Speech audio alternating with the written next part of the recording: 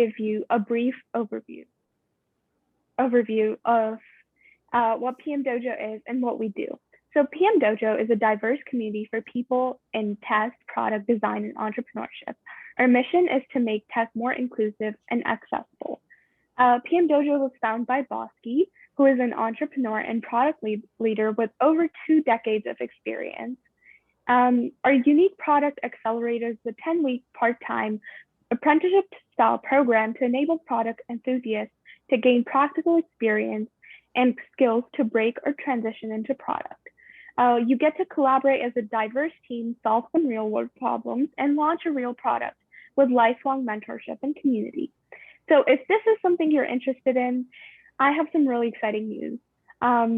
We are launching our fall cohort in August, and the applications for this will be opening very soon. Lani, could you please go on to the next slide? Yeah, so you can visit our website or any of our socials, and you'll see that you can benefit from early bird fees if you do happen to sign up right now. So before we dive into our event, let's go on to some housekeeping rules. Please keep yourself muted unless we are having a Q&A. This will help us just focus on the speaker and hopefully not interrupt them. If possible, please keep your cameras on. This really helps us create a better sense of community, and we really want to see you. If you do have any questions, feel free to drop them in the chat as we go, or towards the end, we'll keep a few minutes for a Q&A. So without further delay, let's just jump start into our event. Lani, would you like to introduce yourself and talk about our event today?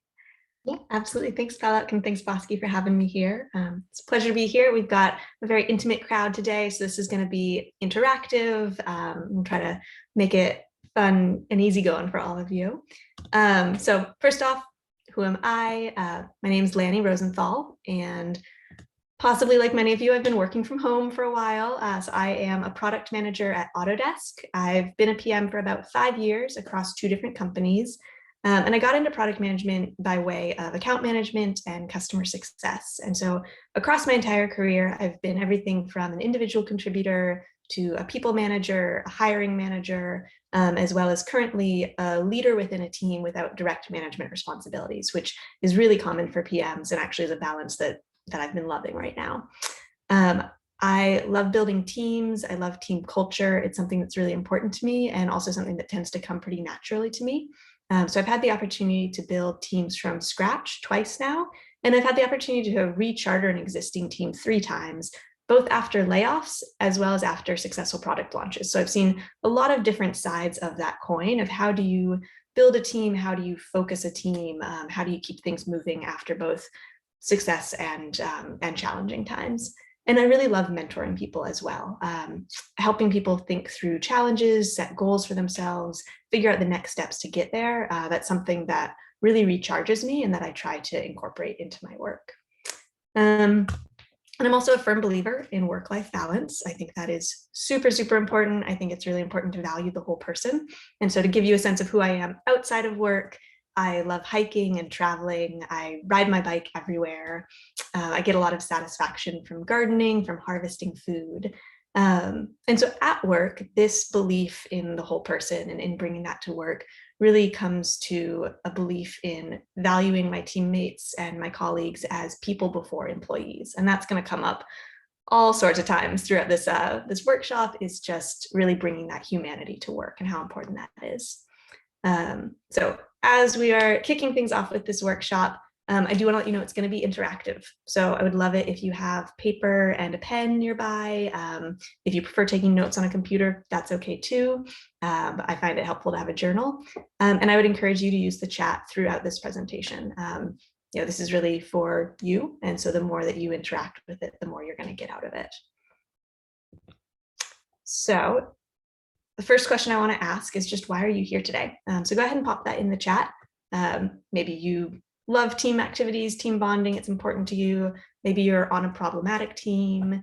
Maybe you're just part of PMDojo and trying to take advantage of all the workshops that are offered. But yeah, go ahead and pop that in the chat.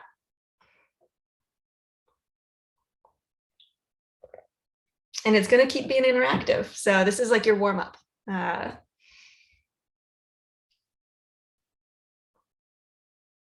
Okay, great. Have been on a toxic team. Moving on, congratulations on the new job. I think that's great to be keeping an eye out for not bringing those toxic behaviors with you. Absolutely. Great. Great. Improving some team building skills. All right, another toxic team. All right. Passionate about building teams. Great. All right. And so now the next question I have for you, instead of putting it in the chat directly, I want you to do a bit of a free write in your notebook. And so I'm going to give you a minute for kind of a brainstorm free write. And I want you to think about who you are as a leader or who you want to be as a leader. And so what is your leadership philosophy? This could be traits that you want to exhibit. This could be activities you want to take part in. But yeah, who do you want to be as a leader? So I'm going to set a timer for 1 minute and go ahead and just do a quick free write on that in your notebook.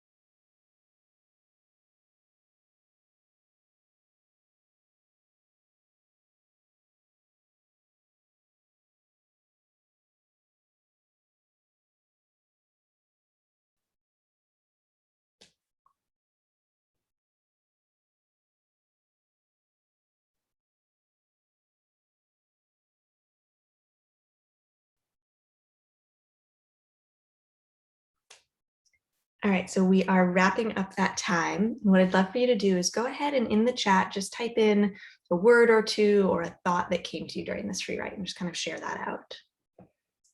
For myself, some of the things that I think about in my leadership style, my leadership philosophy are really bringing empathy to the team, focusing on empowering the people that I'm working with, advocating for them, and unblocking them. And so I see my role as a manager is enabling the folks that I work with. But I'm curious to hear some of yours.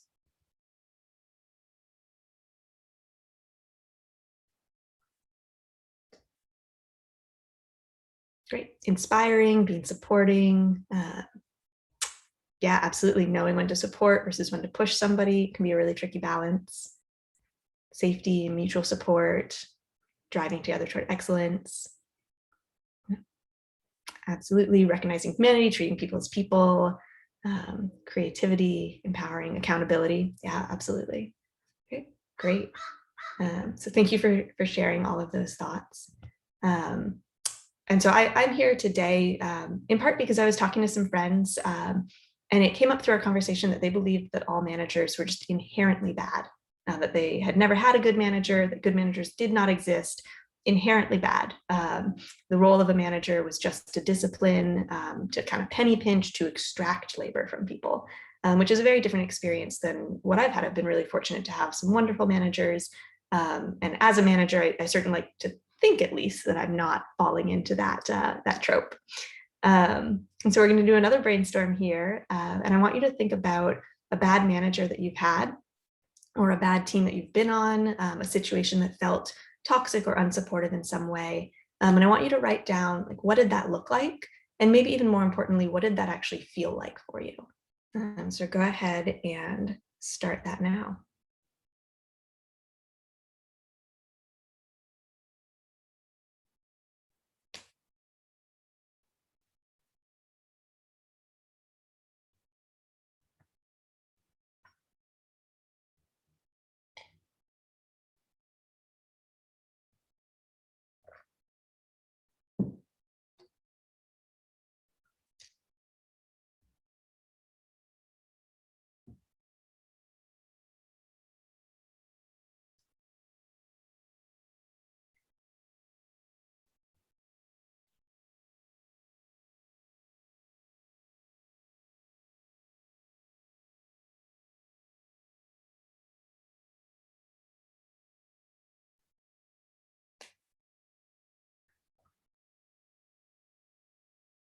All right, and wrap up those last thoughts.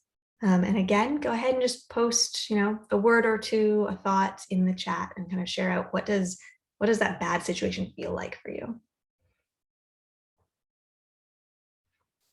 Yeah, absolutely. Kind of rumors or negative talk, this negative atmosphere that can spread across a company can be really, really toxic.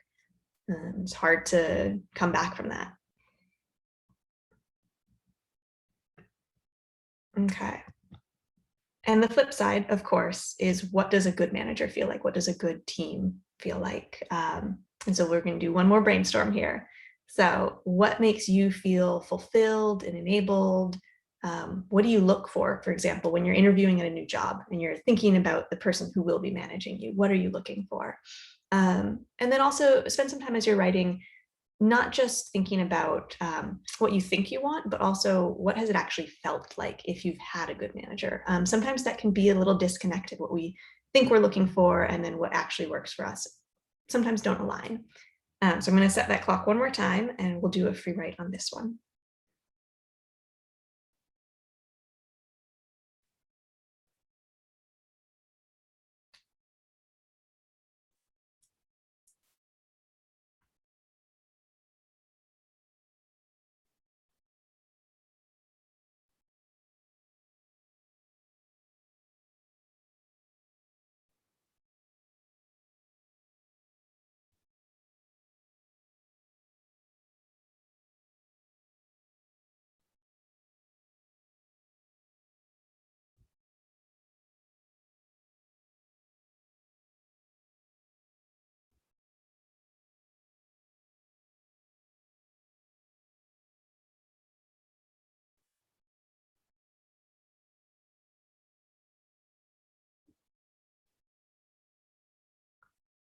All right, just a few seconds left, so wrap up those thoughts.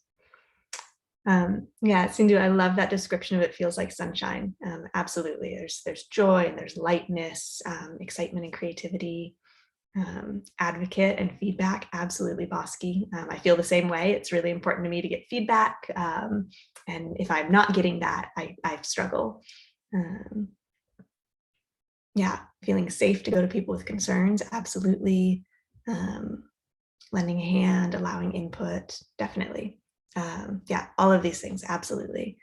For myself, one thing I've realized is that actually like a warm welcome or even a little bit of an actual onboarding program can be pretty important to me. I like that structure when I first join a company. It makes me feel kind of welcomed in. But then it's really important to me to have autonomy as I go. And so to be able to set my schedule within reason, to be able to determine my own priorities and figure out how I want to lead my team, that autonomy is really important to me. Feedback, having an advocate, and somebody who brings transparency. And so these are all things that I think about how they impact me as an employee and how can I then provide this to my team? How can I embody those characteristics? Okay, so how do you make sure that you're avoiding those bad behaviors that we listed out earlier and actually living up to that leadership philosophy that you defined for yourself? To me, this all starts with trust and empathy and compassion as a leader, with recognizing our shared humanity, bringing our full selves to work, being vulnerable with our team. And this is supported by some research that Google did into what makes a successful team. And so they found that psychological safety is a key part of a high functioning team. And that makes sense, right? A team where you feel safe bringing your full self to work is a team where you're more likely to be willing to bring your full self to work. And I truly believe that that is going to lead to better results, better connections, better collaboration, just better for you as an individual feeling engaged, as well as outcomes for your team. And so for myself, I boil my team building philosophy down to three things. The first is really viewing folks as people before employees, knowing that the person comes first. The second is advocating both for the team as a whole and for the individuals on the team. And the third one is leading with vulnerability. And so like, that's great at a high level, right? But how do you actually do any of this? So I wanna walk you through some things that have worked for me in the past.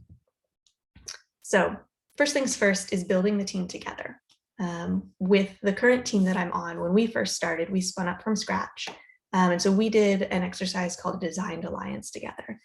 And essentially it's just a fancy name for like, we sat around on a Zoom call and brainstormed and spent some time talking about our preferences, our working styles, our values, kind of what we wanted the team to look like. And it was a really powerful exercise because it revealed similarities across the group as well as differences in how we wanted to engage with each other and in how we engage with work.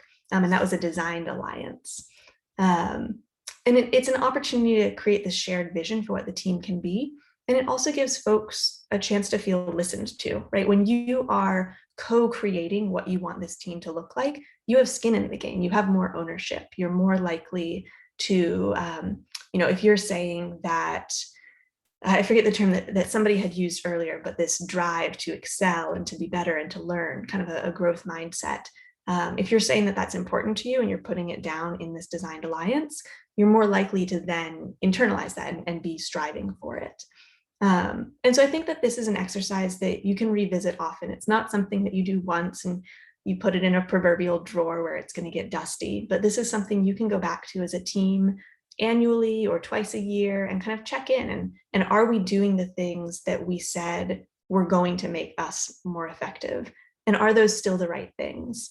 And this is also a really good thing to do when you have a new team member join. Do it again. It's a new team. Anytime somebody leaves or joins, the dynamic of the team changes. And so recognizing that. And it's a really good opportunity as well with a new team. As the leader, you have a great opportunity to set the cultural tone that you want to be part of the team. And so Designed Alliance is a great chance to be able to speak to some of those traits that you value and that you want to promote as a leader within the team.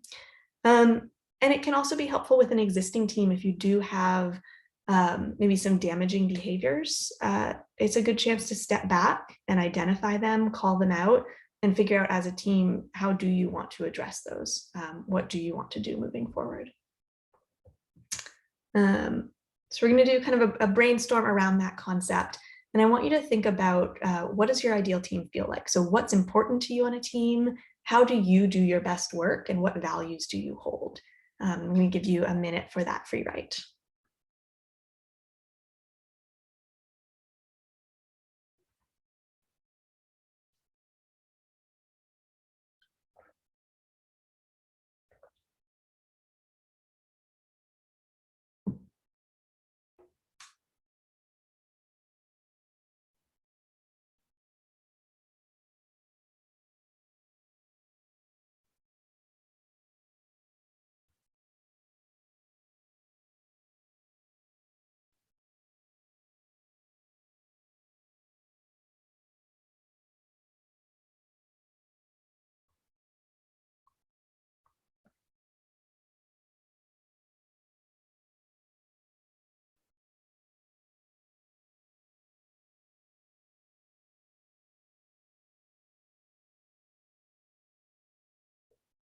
All right, and wrap up those final thoughts.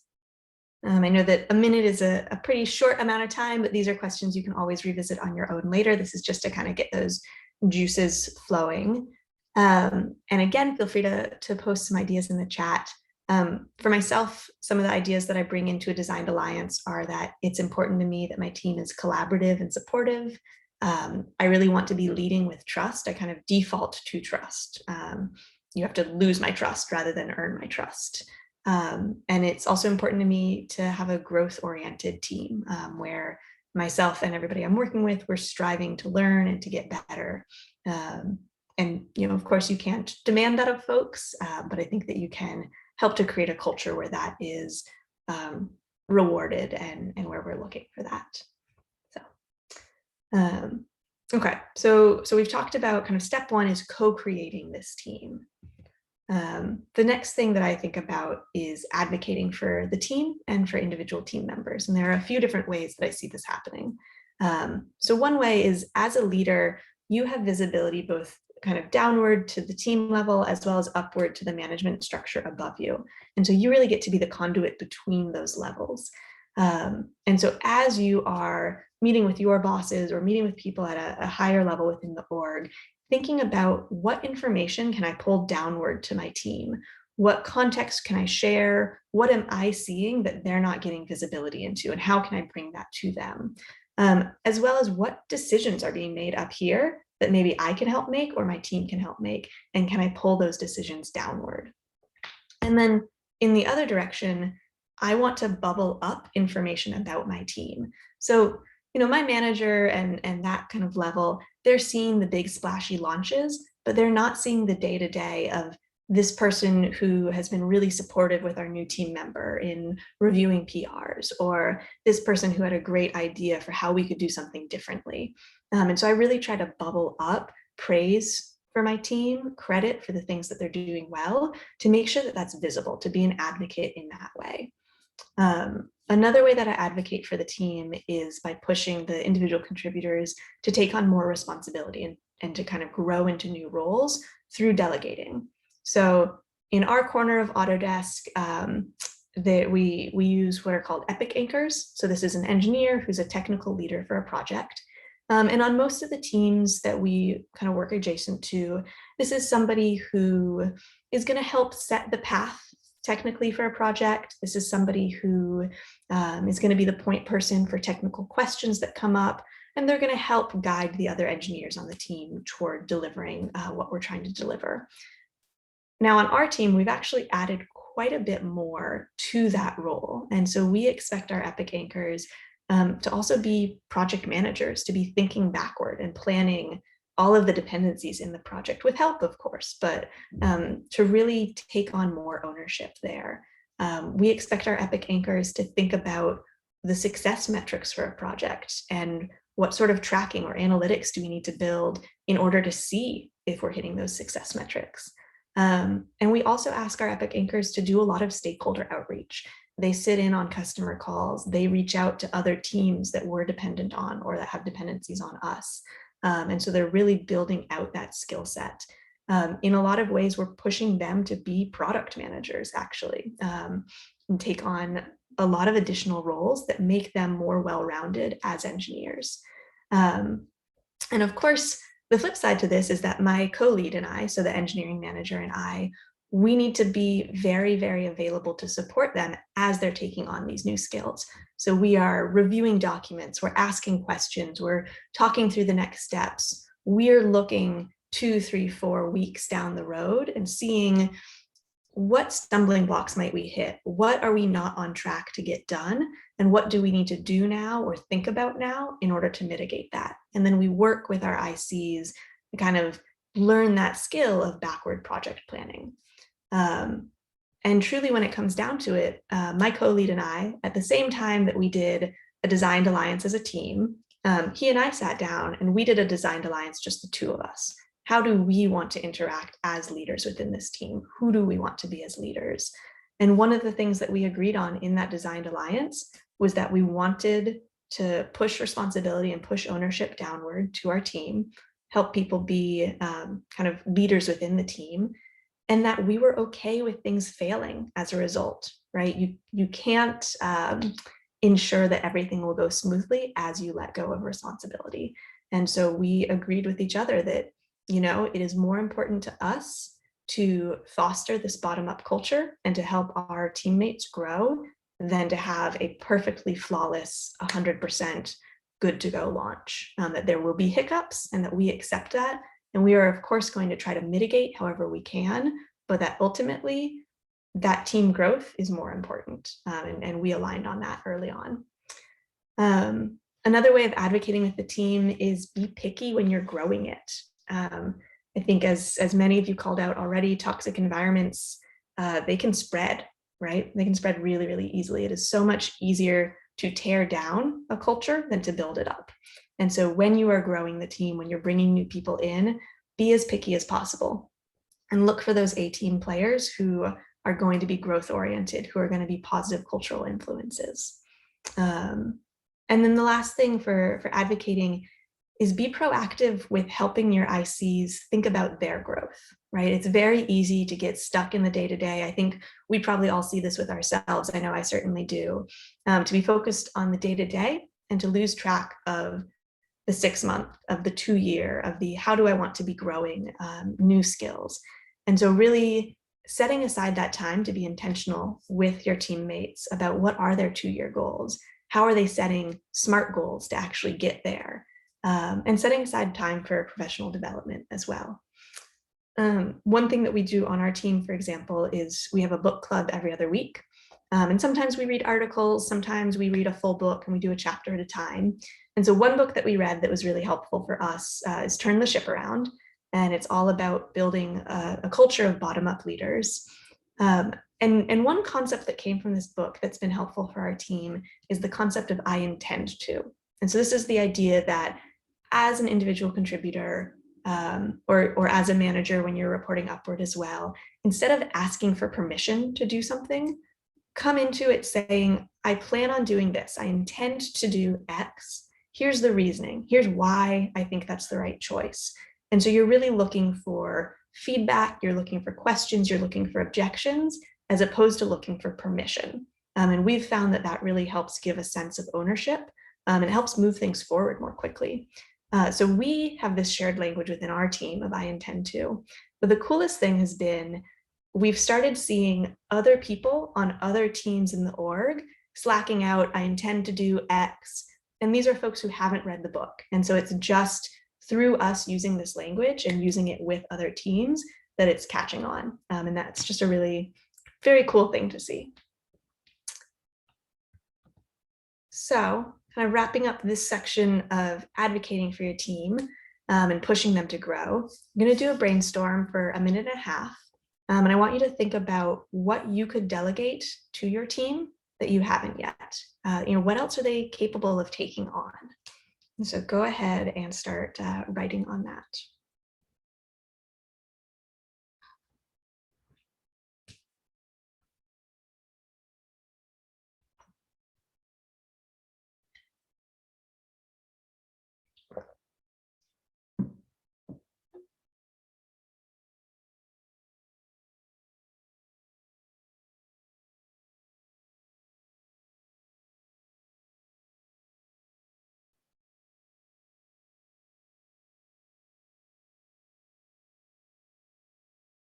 And if you're in an IC role right now, you can flip this question and think about what else can you take on? And that can be hard to do, right? We're always a little overwhelmed with the amount of work we have.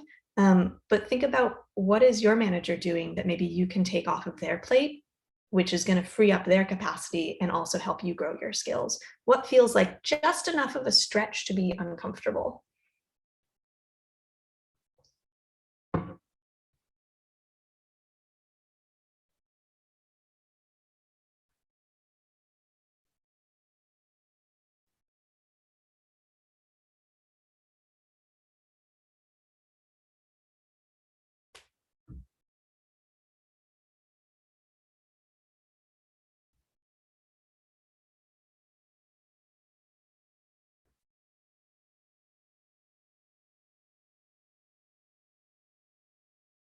All right, so go ahead and wrap up those thoughts.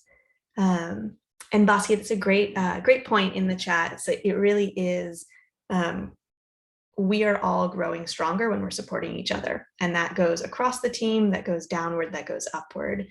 We are growing when we're taking things to help our managers. And it also gives them capacity to think more broadly about how they can support the team. So it really is that two-way street.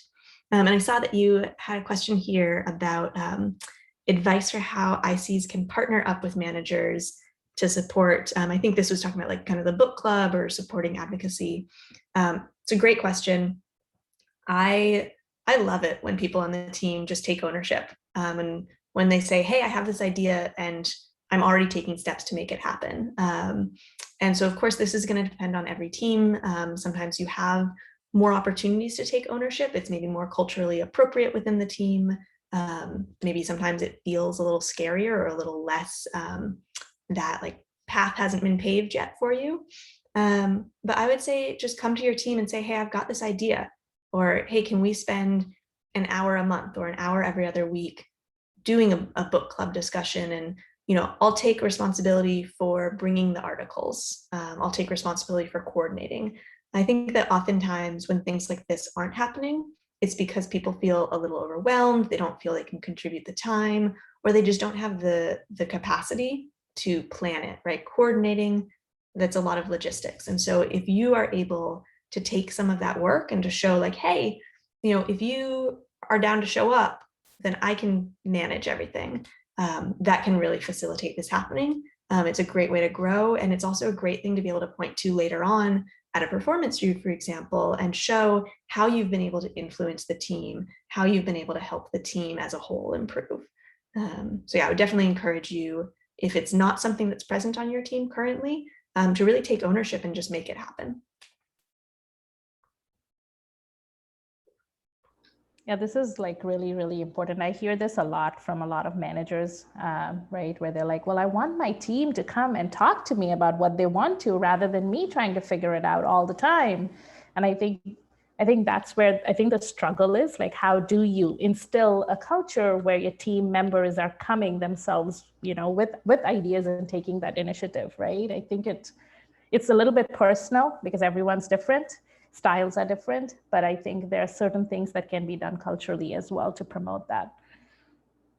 Yeah, absolutely. And some of the things we've done that I think have helped with that cultural shift are pretty much every team meeting that we have, we look for how can it not be the co-leads who are running it? How can we have somebody else on the team either consistently or kind of rotating in running this meeting? So just ways of building ownership and ways of building skills and confidence that really show that we are co-creating this team, we are running it together. It is not just my co-lead and I running everything. I think that really helps. And then, yeah, that also speaks to this idea of, as you look at kind of the 2-year goals for your team, help people think further ahead, because it's easy to get stuck in the weeds. That's so true with this as well, is you might want to help your team do all these great things, but you really need input from them. And so as an individual contributor, being aware of that is great. What can you do to help promote these things and foster these things? So, okay, so we've talked about co-creating the team. We've talked about being an advocate for the team as a whole and for the individuals on it. And above all, I think it's really important to understand that everyone is a human being first. And so that's your teammates, that's your manager, that's your other peers on other teams, that's certainly you as well. And so really making sure that people are taking care of themselves, especially, it's been a rough 1.5 years. Like, we're all very aware of that. And so I think this is more important now than ever. Burnout is absolutely real. And so making sure that you're keeping an eye out, and when people are sick or burning out, that they're taking time off, and hopefully before they need it. And so really pushing people to take care of themselves, to take that time. I think it can be great to revisit that designed alliance just on your own, and look at, am I remembering these things that we said are important? Do I remember that this person really values that? And have I been building that into how I'm caring for them as a teammate? Spend time having fun together, plan some team bonding events, and maybe most importantly is model what you want to see. So this comes back to that idea of leading with vulnerability. Take sick days, even if you feel like you really can't afford to, you have so much work you have to get done. Like, honestly, I don't care if you secretly work after you tell your team you're offline, but model the behavior that it's okay to take time off, that it's okay to log off and care for yourself. Be transparent and communicate early. So I often fall into this trap of something's changing and I feel like I want to figure out what the plan is so that I can tell people, hey, this thing changed, but don't worry, we've got a new plan. Here's what we're doing. And that's a terrible idea. And I do that. I constantly have to fight against this. I think it is so much better to communicate early and say, hey, this thing is changing. How do we want to make a plan forward together? Because also it's not necessarily the plan forward that is the most important part. Sometimes it's just having that advance notice, having time to digest the fact that something is changing that can be more important. And so defaulting to sharing information early, sharing information often, being transparent, that's going to help your team make better decisions as a whole and feel empowered and feel like they're involved instead of feeling like things are changing and they're just being told what to do, which is much less empowering. we talked earlier about kind of pushing decision-making down and pulling it down as well. So looking at who is making what decisions and how can you bring that down a level and let other people kind of step into making those decisions as well. Asking for input from your team, seeking out criticism, and absolutely apologizing when you mess up. I think really normalizing that behavior of not being defensive and just owning when you make a mistake. That's a really important thing to model, both at work and in life as well. So great skill to practice all around. And so I want to share kind of a personal example of how this can come into play. I don't know if any of you saw this article that the New York Times published recently about languishing, but it really hit home for me. About maybe 2 months ago, I realized that I was just really checked out at work. I didn't feel burned out. It's not that I was working too hard, which is often how I associate burnout, is just having too much to do. But I was feeling really checked out. I was having trouble focusing. I was feeling disengaged. And so I felt really guilty because I wasn't supporting my co-lead and my team as best as I could. I wasn't getting much done. And I was also spending a lot of just ineffective time in front of a computer. So it's not like I was logging off and going out and doing the things that help me recharge, which would be being active, being out in the sunshine, seeing loved ones.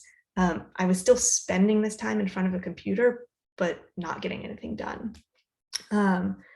And so I kind of started to realize what was going on. And I was responsible for running our team retro that week. And we typically have a pretty structured format where we have cards about what went well and what didn't go well over the past 2 weeks. And I chose to break away from that format and just do a more ad hoc, kind of informal check-in with folks. And I wasn't entirely sure if I was going to share where I was at. I was feeling pretty self-conscious about the fact that I wasn't being, an effective worker bee. And I wasn't sure that I wanted to draw attention to that. Then I was sitting with that and realized that my job as a leader is to be vulnerable. And my job as a leader is to create that space where somebody else can say that they're feeling that way as well. And so I did share where I was at. And what ended up happening is a teammate of mine chimed in and said that she was in that same place and that she probably wouldn't have shared, but thanked me for saying something because it created room for her to share. And this led to a really great conversation with the team. We stepped back from the day-to-day and we talked about how can we support each other through this, and is there work that feels more engaging and less engaging to us right now? And how can we structure what we as a team are taking on, or how we're balancing that work across people to make sure that people are doing what works best for them right now. And another thing that came out of that meeting is we decided to put forward a proposal for a monthly team well-being day. This is a day that we could take off together to recharge, where it can be very easy to feel like you can't take time off because you just took time, or there's too much going on. You don't want to let your team down. And so we wrote a proposal for us all taking a day off together. And that is going into effect 2 weeks from now. We'll be taking our first team wellbeing day. And so I think that, good things can come from these hard conversations. So to recap where we've been, co-create the team, advocate for folks, create time and space for personal growth, create a people-first culture, and lead with vulnerability, even when it's scary. And that's not always going to feel safe, right? In a toxic environment, that can be a really hard thing. And so kind of recognizing where you're at, what you personally feel safe sharing, and the impact that can have on other people. And maybe you start with baby steps instead of a big reveal, right? But just slowly creating that space where things feel safe, and gently calling out when somebody is contributing to a toxic environment. Easier said than done, I understand. The last brainstorm that I would love for us to do, and I'll give you a minute for this one, is thinking about what can you do this week to nudge your team's culture in the direction that you want. And so if you were to leave this meeting and go back to your team, what can you do now?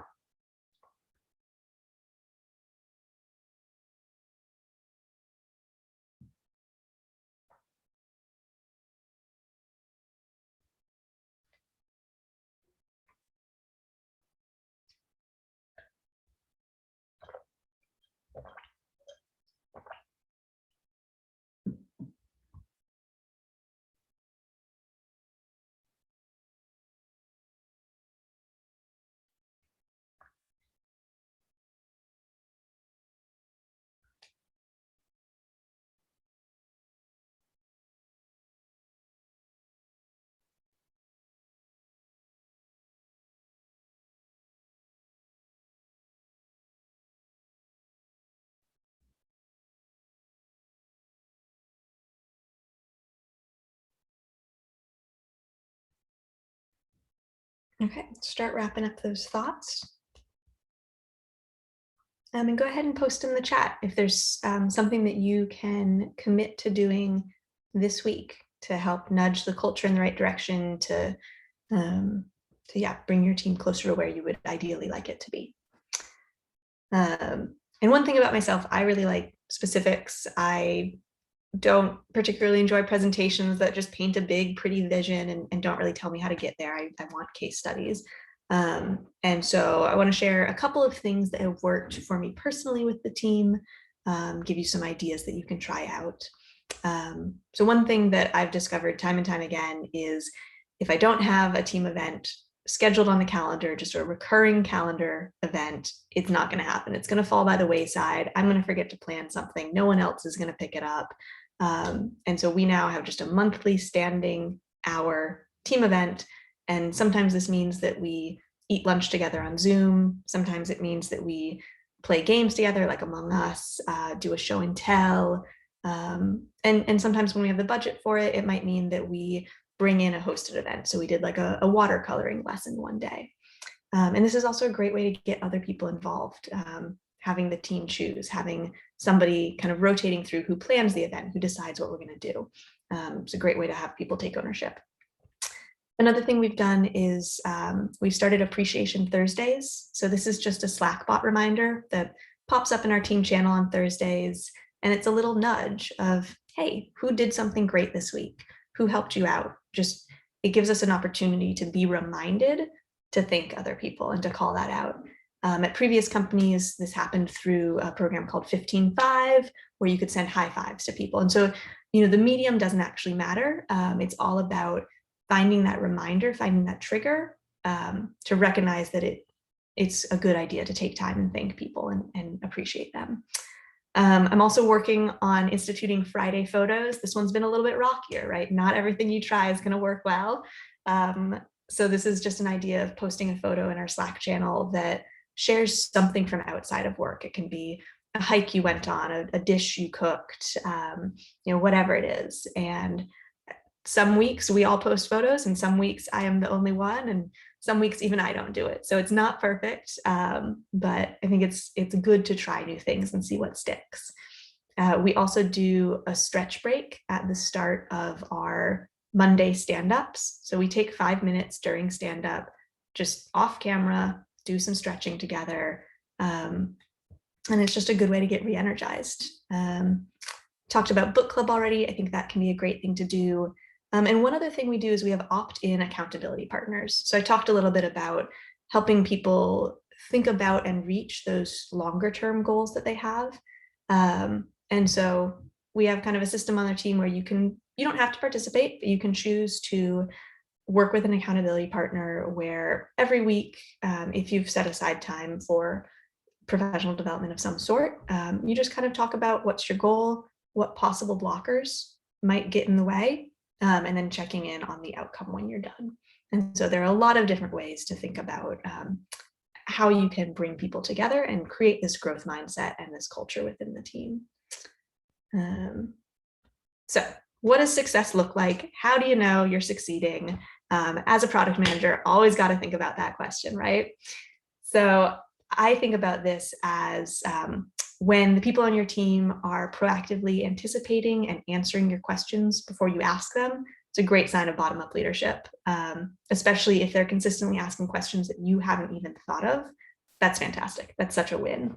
When people on the team are suggesting new ideas, or even better, they're implementing them. So we talked about that earlier, when people are taking the ownership to make things happen.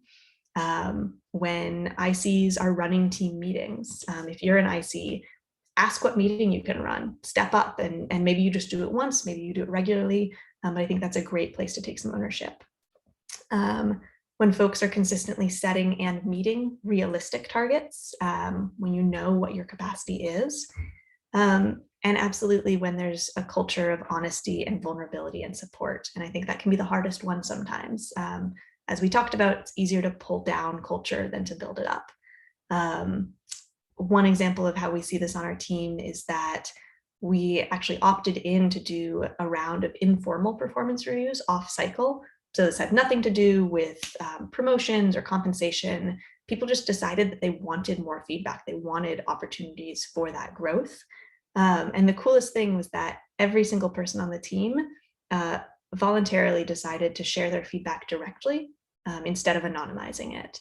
And that was just this moment of like, okay, people understand that it's important to ask for feedback, and people feel safe giving that feedback, knowing that there's not going to be retaliation. And so that was a really special moment. So looking for things like that. And, one way that I really knew that I felt we were successful is this is me after a 3-week trip in Hawaii, where I was able to log off entirely. I was able to leave without any concerns, knowing that, of course, the team wasn't going to have all of the answers to every situation that might come up, but that they would know how to ask the right questions to get there, that we had worked together as a team on that growth mentality, and worked with them on what questions to ask and how to be a little more critical about the assumptions we were making. So to summarize, be a co-creator with your team and listen to them, support and advocate for them and empower them, and absolutely trust them. It's not always going to be perfect. You're gonna, you're gonna grow both as individuals and as a team together. You're gonna be stronger as a result. And so things might be messy at first, and along the way, you're gonna make mistakes, but you can all kind of get there and support each other in getting there together. So with that, I want to open up to Q&A, as well as any feedback. I think feedback is super important. And so we'll be curious questions you have, as well as learnings that you're taking away.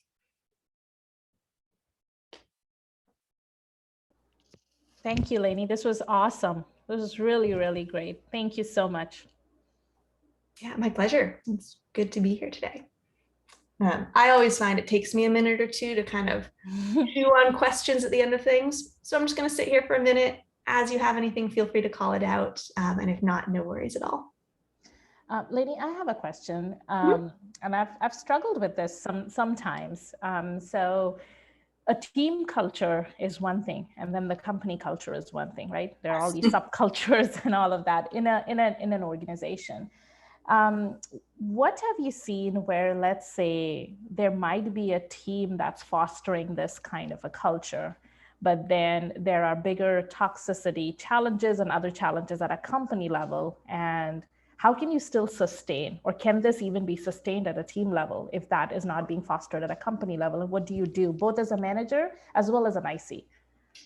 Yeah, that's a great question. And that is really tricky, right? And I've certainly seen situations where the managers of a team kind of act as a buffer between that toxicity and their team. And so they really kind of see their job as protecting their team from that and bringing as much transparency as they can, as much ownership as they can, and sort of just buffering that toxicity, which it's not always sustainable, right? That's a hard role to be in. I think that what can recharge you in that situation, if you are that manager, is seeing the successes of your team and seeing how your team is able to persevere. And so kind of, I've found that to be a counterbalance, at least. And as an IC, I think it can be important. It can be very easy to be jaded, or to see the toxicity. And I think that's valid. I think we should have our eyes open to that, but to then also look at our team, our managers, and recognize, is the problem here or is the problem there? And if it's not here, how do we continue supporting each other within this team, knowing that there are bigger problems outside? And ultimately also as a manager, where I see my role as supporting and empowering my team, I think that carries outside of the company. I always make it clear to my team that if they, at whatever point they choose to leave to pursue other opportunities, like, my loyalty is to them, and not to the company, and that I will always be there to help them get connected, get whatever jobs they need. So doesn't necessarily fix the toxic situation at hand, but it helps other people break out from it. Got it. Thank you. Yeah, it's a great question and a really hard one.